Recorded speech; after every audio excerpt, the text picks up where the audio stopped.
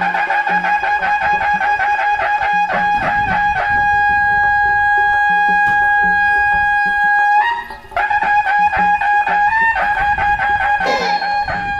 प्रताप पुरंदर क्षत्रिय कुलावतंस महाराजाधीराज महापराक्रमी परम प्रतापी दिग्विजयी रणधुरंदर भूमिपुत्र शूरवीर सर्वजन प्रतिपालक प्रजावत्सल कुळवाडी भूषण शककर्ते दुर्गपती गजाश्वपती भूपती नरपती जलपती हयपती सुवर्ण रत्न श्रीपती अष्टावधान जागृत अष्टप्रधान वेष्टित न्यायालंकार मंडित शस्त्रास्त्र शास्त्र पारांगत राजनीती धुरंधर यशवंत कीर्तिवंत वर्धवंत पुण्यवंत नीतिवंत जाणता राजा स्वराज्य सुराज्याचे आद्य संकल्पक आद्य क्रांतिकारक नौसेनेचे जनक स्थापत्य तज्ञ नरवीर महाराष्ट्राच्या अस्मितेचा मानबिंदू भारतभूषण राष्ट्रभक्त राष्ट्राभिमानी जिद्दी मुत्सद्दी निर्भीड प्रेरणादायी स्वच्छ राजकारणी प्रगल्भ बुद्धिमान चारित्र्य संपन्न निर्व्यस्ती जगविख्यात शक्तिपीठ ज्ञानपीठ प्रयत्नवादी विज्ञाननिष्ठ अध्यात्मनिष्ठ समतानिष्ठ सकल गुणनिधान दान गुणान्वित पृथ्वी वल्लभ प्रेमळ मित्रहारी प्रतिभा संपन्न संभाषण चतुर जिजाऊ पुत्र शहाजी सूत सह्याद्री नृप महाराष्ट्राची आन मान शान सिंहासनाधीश्वर श्री श्री श्री छत्रपती शिवाजी महाराज की जय। छत्रपती शिवाजी महाराज या जगाच्या पाठीवर एक वाक्य लक्षात ठेवा सज्जनो, या जगाच्या पाठीवर अनेक राजे झाले, महाराजे झाले, सम्राट झाले, बादशाह झाले, पण काळाच्या प्रवाहाबरोबर ते आणि त्यांचं नाव विस्मरणात गेले. पण जे नाव दिवसेंदिवस सूर्यासारखे तेजस्वी होत आहे ते नाव आहे छत्रपती शिवाजी महाराज. अरे छत्रपती शिवाजी महाराजांच्या नंतर अनेक मोठी माणसं छत्रपती शिवाजी महाराजांच्या नंतर अनेक मोठी माणसं जन्माला आली, त्यांची कारकीर्द या देशाने पाहिली. पण छत्रपती शिवाजी महाराजांना जो बहुमान मिळाला तो अन्य कोण्याही राष्ट्रपुरुषाला मिळाला नाही. शिवाजी महाराज सर्वांपर्यंत पोहोचले. काही मोठी माणसं वरच्या स्तरापर्यंत मर्यादित राहिली, पण शिवाजी महाराजांनी सर्वांच्या अंतःकरणामध्ये प्रवेश मिळवला. कारण शिवाजी आज इतकी वर्ष झाली तरी आम्हाला छत्रपती शिवाजी महाराज चरित्र ऐकावंसं वाटते का? कारण या राजाच्या चरित्रामध्ये उद्बोधक असं बरंच काही आहे, या राजाच्या चरित्रामध्ये स्फूर्तिदायक असं बरंच काही आहे.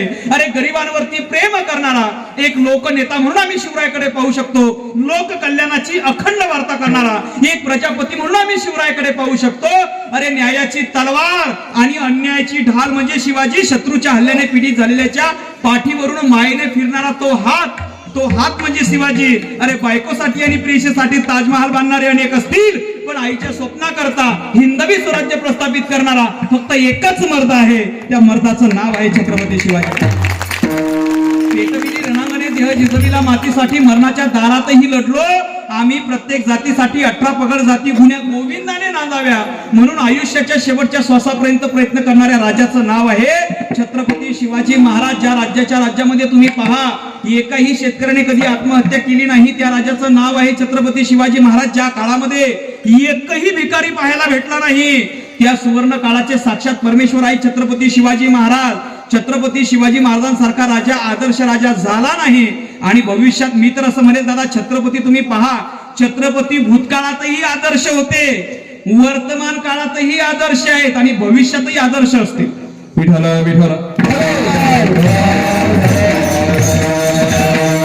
असा हा राजा या मातीमध्ये जन्माला आला. एवढं पवित्र आचरण माझ्या राजाचं होतं, एवढं पवित्र.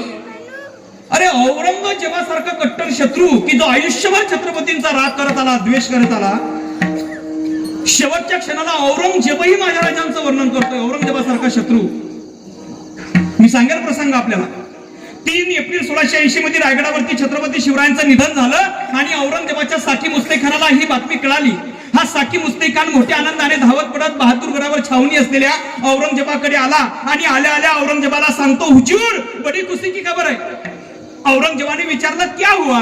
याने सांगितलं, हुजूर बोलियो दख्खन का कापर शिवा मर गया. शिवाजी महाराज मरण पावले. ही बातमी औरंगजेबाने ऐकता क्षणीच औरंगजेब एकदम स्तब्ध झाला. शांतपणे उभा राहिला, नमाजसाठी जमिनीवर आथरली, त्यावर गुडघे टेकून बसला, नमाजाच्या रूपात बसला आणि दोन्ही हात वर करीत खुदाला बोलला, या अल्लाह तेरे जन्नत के दरवाजे खुले रखना, क्योंकि माँ बहनों की इज्जत करने वाला एक महान योद्धा शिवा भोसला तेरे पास आ रहा है. इथल्या रयतेचे उद्गार नसून औरंगजेबासारखा कट्टर शत्रू वर्णन करतो. काय म्हणतो पुढे ऐका. औरंगजेब म्हणतो, तुझे पता है कौन गया साथी? अरे हमने हमारे जीवन में ऐसे राजा महाराजा देखे जो इस औरंगजेब का नाम सुन के अपना राज्य हमें सौंप देते हैं. हमने ऐसी जाबाज फौज देखी जो इस औरंगजेब को देख के ही भाग जाती है, लेकिन पूरी जिंदगी में आज तक इस औरंगजेब ने शिवा जैसा योद्धा नहीं देखा. इसलिए पूरे हिंदुस्तान को अपने मुट्ठी में काबिज करने वाला यह औरंगजेब शिवा भोसले को सलाम करता है. औरंगजेबही माझ्या राजाला सलाम करत असतो. या औरंगजेबाने आहे ना शिवाजी महाराजांचं 2 वेळेस वर्णन केलं होतं. एकदा शिवाजी म्हणजे एकदा त्याने तर भर दरबारामध्ये, एकदा गेले शिवाजी महाराज गेल्यानंतर केलं आणि एकदा शिवाजी महाराजांनी त्याने दरबारात वर्णन केलंय. औरंगजेबाचा दरबार कसा होता तुम्ही पहा. भव्य गालीचे, भव्य कमानीवर झुळझुळणारे रेशमी पडदे, रंगीबेरंगी काचांची मोठमोठी झुंबरे, सोन्या चांदीच्या जाळीदार हंड्या, जाळीदार धुपदानीतून सर्वत्र पसरणारा सुगंधी धूर, उंचावर असलेले ते बादशाही तख्त, त्यावर भरजरी लोर, गिरद्या, मसनत, मखमलीचे हिरवे छत्र, दरबाराच्या बाहेर तलवारीन भाले घेऊन धिप्पाळ पहारेकरी उभे असायचे. आणि औरंगजेब जेव्हा दरबारात येत असे तेव्हा ते हाती सोन्याचे दंड असलेले गुरजेबदार ते औरंगजेबाचं स्वागत करत होते. बाद बामुला हिजा तहे दिल होशियार अबुल मुजफ्फर मुहिउद्दीन मोहम्मद औरंगजेब बहादुर आलमगीर गाजी मालिके तख्ते ते शहनशाह हिंदुस्तान प्रशिकन बुनियादे जन्नत अंजानी मन्नत जहापना बादशाह आलमगीर औरंगजेब तशरीफ ला रहे होशिया. तसं आहे बरं पद्धत म्हणायची. ते हा अशा ललकारांच्या निनादात हा औरंगजेब तख्तावर येऊन बसला. हा औरंगजेब दिसायला कसा होता पहा. औरंगजेब दिसायला गोरा होता, गोरी अंगकांती, चित्त्यासारखे तीक्ष्ण डोळे, भव्य कपाळ, सरळ नाक, रुबाबदार दाढी, रुंद स्वप्नाधीन नाही तर कोणाच्या जागता जवळ असीजे. मी आता सांगून गेलो, जागता जवळ असीजे तव देण्याची स्वप्ने भावीजे. हा असा औरंगजेब तख्तावर येऊन बसला. सारा दरबार कमरेत झुकून औरंगजेबाला कुर्निश करीत होता. औरंगजेबाच्या समोर त्याचा मुलगा उभा होता शहजादा.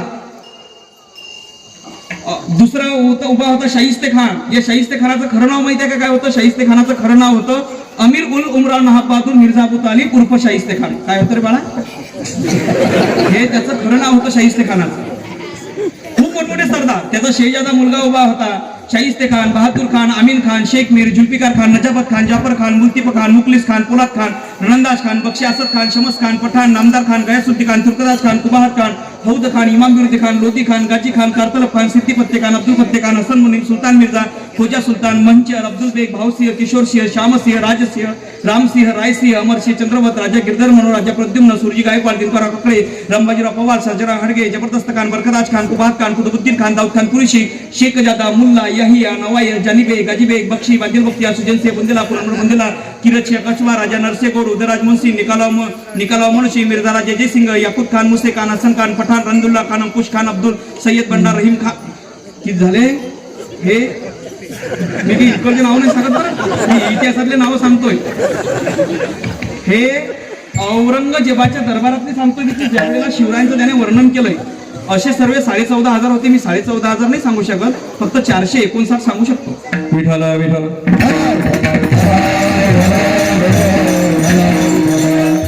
हे सर्व औरंगजेबाच्या समोर दरबारामध्ये हजर होते. आणि हा औरंगजेब आपल्या सगळ्या सरदारांच्या समोर हा औरंगजेब माझ्या राजाचं काय वर्णन करतोय का?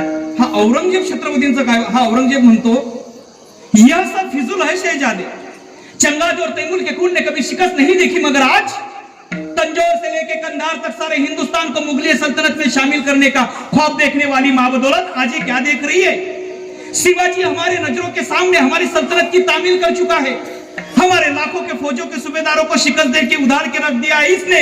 यह हमारे अमीरुल उमरा नवाब बहादुर मिर्जा अबू तालिब उर्फ शाहिस्ते खान साहब, बड़ी शर्मनाक बात है शहजादे. शिवाजी ने इनके लाल महल पे छापे डाल के इनके छक्के छुड़ा दिए. अरे यह तो तकदीर के सिकंदर थे, जान बच गई, सिर्फ 3 उंगलियों पे समझौता करना पड़ा. यह सूरत के खूबसूरत इनायत था बहादुर. शिवाजी जब सूरत में आया तो ये दुम दबा के भाग गए. यह जसवंत सिंह राठौर मराठों के जख्मों के वार इन्होंने अपने छाती पे नहीं, इन्होंने अपने पीठ पे खाए हैं. लश्कर के साथ मैदान छोड़ के भागने वाले यह करतलक था, रसूल में गुजबानी, मिर्जा तरबेज का खासा, बहादुर का कुकलतार, बुंदेल फांसी, हाडा, रणमस्तका, तमाम राजपूत, बुंदेल, पठान, अफगानी, तुर्क, इन सबको शिवाजी ने शिकस्त दी. एक बात कहूं शहजादे आपसे, शायद तुम कभी समझ नहीं पाओगे। अरे सिवा क्यों जीतता है, हम क्यों हारते हैं? क्यों जीतता है सिवा? क्योंकि सिवा को औरत गाना ना शराब कभी मालूम ही नहीं। शिवाजी ने तो मजबूत किले बनाए, मजबूत जमीन के लोग तैयार किए। अरे हिंदुस्तान की हर एक चीज हम खरीद सकते हैं, लेकिन इन मराठों ने कभी अपने आप को बिकने नहीं दिया। हाँ, शिवाजी मगरूर है, औरंगजेब म्हणतो शिवाजी मगरूर है, शिवाजी दगाबाज है, ये बात सही है, लेकिन उसका चाल चलन दूध की तरह साफ और गुलल मिलाल की तरह सर उठाई आसमान को छू रही, इसमें कोई शक नहीं। शहजादे हम खुश नसीब पड़े, हम अल्लाह ताला का शुक्र अदा करते हैं कि उसने हमें दुश्मन दिया, वो भी नेक बंदा शिवा जैसा। औरंगजेबही माझ्या राजाचं, म्हणजे तो औरंगजेब काही मोठा होता असा अर्थ घेऊ नका, महान होता असा अर्थ नाही, पण माझ्या राजाचं चरित्र एवढं निष्कलंक होतं की शत्रूनही वर्णन करावं। विठाला विठाला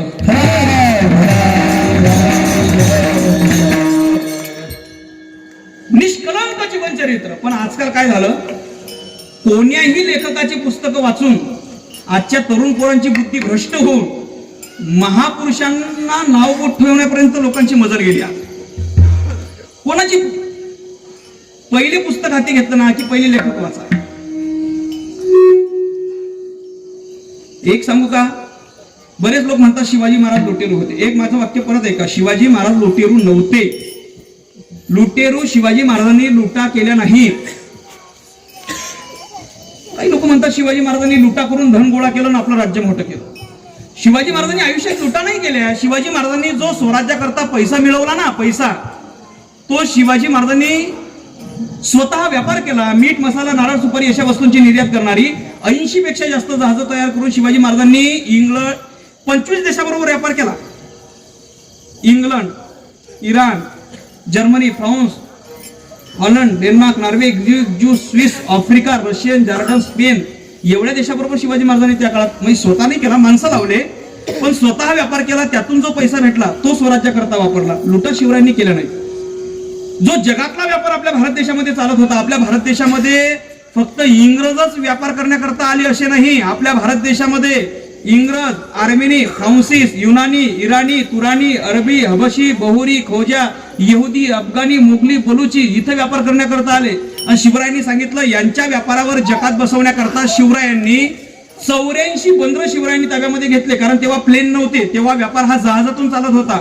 आणि जेव्हा विदेशावाल्यांचं जहाज येत होतं ते 84 ठिकाणी लागत होतं, म्हणजे काही नदीच्या ठिकाणी लागत होतं किंवा समुद्राच्या ठिकाणी लागत होतं। मग शिवाजी महाराजांनी यांचे 84 ठिकाणी ताब्यामध्ये घेतले, सर्व ताब्यामध्ये घेतले। त्याला बंदर अशा प्रकारे इतिहासामध्ये म्हटलेलं आहे। तुम्ही पहा, पहिलं बंदर आहे सुरतला, सुरत, दमण, डहाणू, चिचणी, तारापूर, सातपाटी, केळवे, अर्नाळा, सोपारा, कल्याण, घोडबंदर, वसई, ठाणे, वेसावे, बांद्री, माहीमाडी, शिवंडी, पनवेल, मुरा, उरण, पेन, करंजा, अलिबाग, नागोठाणे, नावगाव, चौल, रोष, मरुड, शिवर्जरे, आर्जले, दासगाव, बानकोट, महाडष्टमी, केळशी, चिपळूण, संगमेश्वर, नायरी, काजरी, मिरिया, साठवली हे 84 बंदर शिवरायांनी ताब्यामध्ये घेतले। आणि मग तिथं होणारा जो व्यापार आहे, विदेशावाल्यांचं जहाज येऊ अन्यथा इकडून तिकडे जाओ, शिवरायांना जकात दिल्याशिवाय ते जहाज येतही नव्हतं, ते जहाज जातही नव्हतं। त्यातून शिवरायांना लाखो रुपये भेटले, त्यातून शिवरायांनी स्वराज्य मोठं केलं। शिवरायांनी लुटा नाही केलं। विठाला विठाला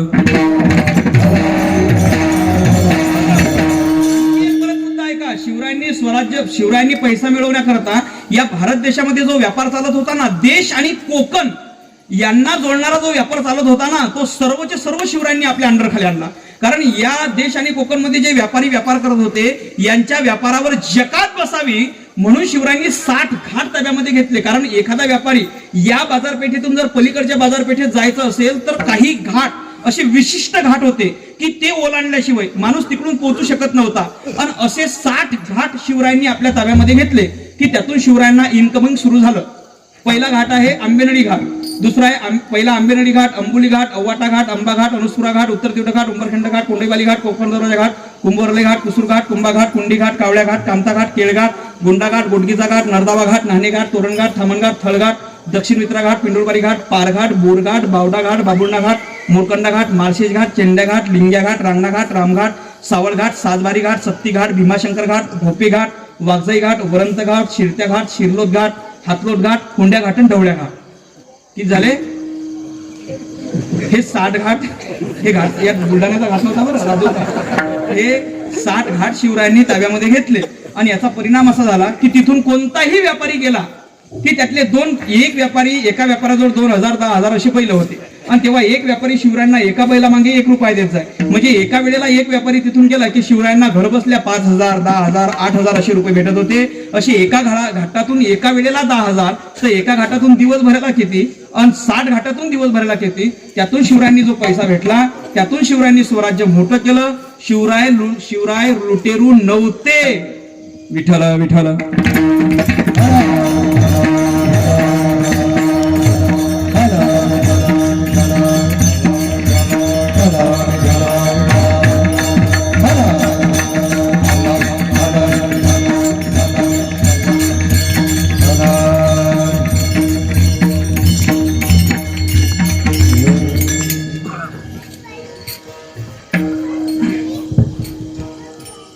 छत्रपत आता कसं असते, समजा प्रवाशांची उतरण्याची इच्छा नाही तर ड्रायव्हरने कदाचित थोडस पुढे घेतली पाहिजे गाडी.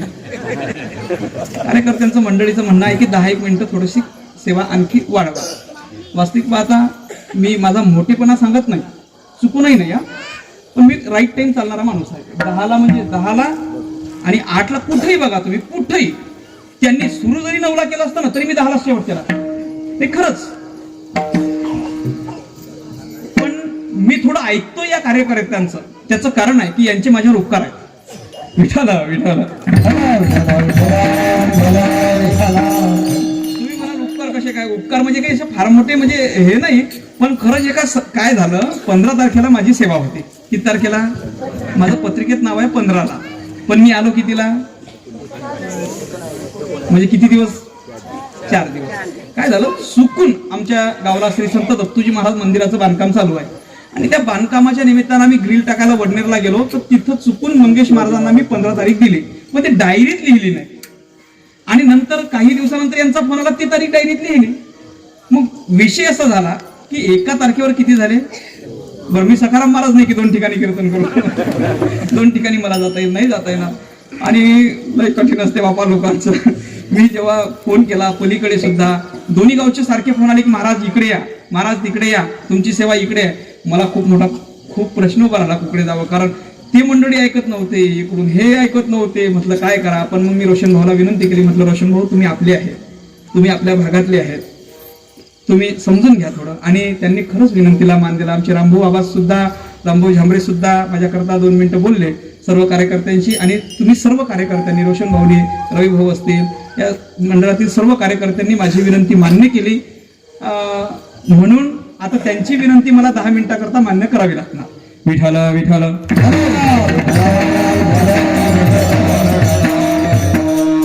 छत्रपती शिवाजी महाराजांचे जे मावळे आहेत ना महाराज, त्या मावळ्यांची सुद्धा कशी निष्ठा होती. मी एक सांगू का, मला ध्येय या विषयावर हेची दान देगा हेची, हे तुकोबरायांनी आपल्या ध्येयाविषयी, आपल्या मागणीविषयी निष्ठा दाखवली. हीच निष्ठा, हेची ही निष्ठा शिवरायांच्या मावळ्यांच्या जीवनात होती. सेम मावळ्यांच्या जीवनामध्ये कशी निष्ठा होती मावळ्यांच्या जीवनामध्ये, की शिवरायांचं सोडून मावळ्यांनी बक्षीसही दुसऱ्याचं स्वीकारलं नाही. हो नाही, पाठीवर कौतुकाची थाप पाडून घेतली तर फक्त शिवरायांची, नाही हो दुसऱ्याचं बक्षीस नाही. हेची फक्त शिवराय, एकच राजा, फक्त शिवराय राजा. आमच्या शिवरायांच्या शब्दाकरता तो येसाजी कंक हत्तीशी झुंज खेळला. कुठं? नांद्रेत नाही, त्या हैदराबादमध्ये. हैदराबादमध्ये त्याला पूर्वीचं नाव आहे भाग्यनगर. काय नाव आहे त्याला? भाग्यनगर आहे. त्या भाग्यनगर मध्ये हा येसाजी कंक हत्तीशी झुंज मी प्रसंग सांगतो, एवढा प्रसंग सांगतो, सेवेला पूर्ण विराम देतो. एकदा टाळी वाजवा. विठाला विठाला.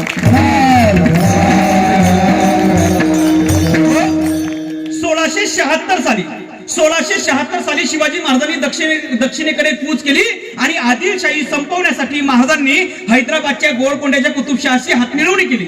शिवाजी महाराज आपल्या भेटीला येणार म्हणून कुतुबशहाला आनंद झाला. त्यांनी सुद्धा शिवाजी महाराजांचं त्या हैदराबादमध्ये रांगोळ्या काढून आणि भगव्या पताका लावून शिवरायांचं मोठं स्वागत केलं. पूर्ण हैदराबादकरवासी, ते भागानगरवासी पूर्ण महाराजांना पाहण्याकरता बाहेर येऊ लागले. कारण ते विचार करायला लागले, अरे आदिलशाही, निजामशाही, मोगलशाही, कुतुबशाही या सगळ्या शाह्यांच्या उरावर उभं राहा सह्याद्रीच्या मुलुक मैदानात सुराज्य निर्माण करणारा हा छत्रपती शिवाजी महाराज नावाचा राजा आहे तरी कसा, हे पाहण्याकरता सर्व बाहेर येऊ लागले.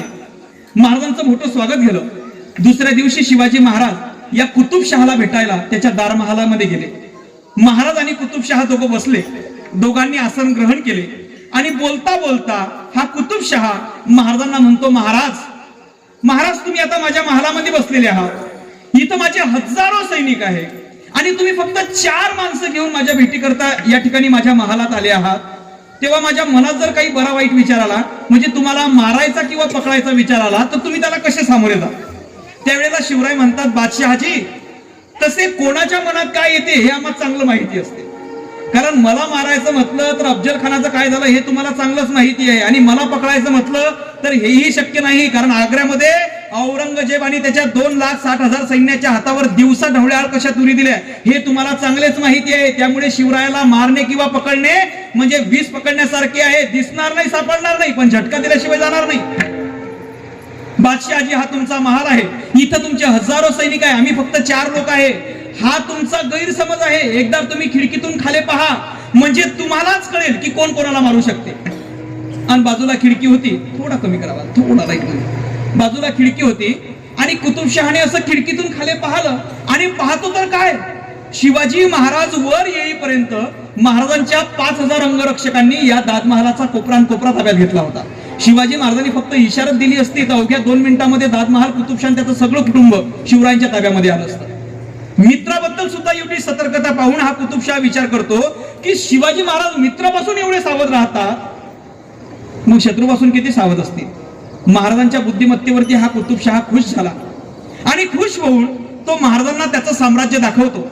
महाराजांना दाखवतो, महाराज हा बघा आमचा खजिना, हिरे माणिक मोती सोने चांदी त्या ठिकाणी ठेवलेले होते. महाराज ही बघा आमची शस्त्रशाळा, या ठिकाणी नाना प्रकारची शस्त्र बनवल्या जातात. महाराज ही बघा आमची अश्वशाळा, या ठिकाणी जातीवंत घोड्यांची पैदास केली जाते. आणि महाराज ही बघा आमची हत्तीशाळा, त्या ठिकाणी मोठमोठे हत्ती होते. त्यातल्या एका हत्तीचं वैशिष्ट्य कुतुबशाह महाराजांना सांगत होता. आणि बोलता बोलता हा कुतुबशाह म्हणतो, महाराज आमच्याकडे जसे हत्ती आहेत तसे हत्ती तुमच्याकडे पण असतील ना. महाराजांना कळे ना काय सांगावं, कारण शिवरायांकडे कारण शिवराय युद्धाच्या वेळेला हत्तीचा उपयोग करत नव्हते. हत्ती नव्हती असं नाही, पण युद्धाच्या वेळेला उपयोग करत नव्हते. आणि हे कुतुबशहाला माहिती होतं. कुतुबशहाने मुद्दाम काही लोकांना मुद्दाम टोचून बोलायची सवय असते बरं, मुद्दाम. त्याने मुद्दाम विचारलं, आमच्याकडे जसे हत्ती आहे तसे तुमच्याकडे पण हत्ती असतील ना. महाराजांनी सांगितलं, नाही बादशहाजी आमच्याकडे हत्ती नाही. कुतुबशाह म्हणतो, तुमच्याकडे हत्ती नाहीत, मग तुमच्या एखाद्या मराठा सैनिकासमोर जर आमचा हत्ती आला मग तो कसा शौर्य दाखवेल. त्यावेळेला शिवाजी महाराज म्हणतात, बादशहाजी तुम्हाला समोरच्याकडे काय नाही ना तेवढं दिसते, पण मला समोरच्याकडे असलेल्या त्याच्या सर्व ताकदीपेक्षा त्याची कमजोरी कशामध्ये आहे ते दिसते. आणि ती कला मी माझ्या प्रत्येक सैनिकाला शिकवली आहे. त्यामुळे माझा सैनिक हाच माझा हत्ती आहे. बादशहाजी माझा मावळा हा माझा हत्ती आहे. मगर हा पाण्यामध्ये कितीही शक्तिशाली असला तरी तो त्याचा डोळा कधीच वाचवू शकत नाही. आणि हत्ती हा प्राणी जमिनीवर विध्वंसक असला तरी तो लात मारू शकत नाही. अशा मजबूत लोकांच्या कमजोर कळ्या माझ्या प्रत्येक सैनिकाला माहिती आहे. त्यामुळे माझा मावळा हाच माझा हत्ती आहे. बादशहाजी माझ्याकडे हत्ती नसेल, पण हत्तीच्या ताकदीसारखी माणसं मात्र जरूर आहे. कुतुबशाह म्हणतो, महाराज हे कसं शक्य आहे. महाराज हे कसं शक्य आहे, हत्तीच्या ताकदीचा माणूस असणं हे कुठं शक्य आहे का महाराज. हत्तीच्या ताकदीचा माणूस, हत्तीशी झुंज खेळणारा. आणि जर तुमच्याकडे असेल एखादा मावळा तर तुमचा एखादा मावळा आमच्या हत्तीशी झुंज खेळेल का.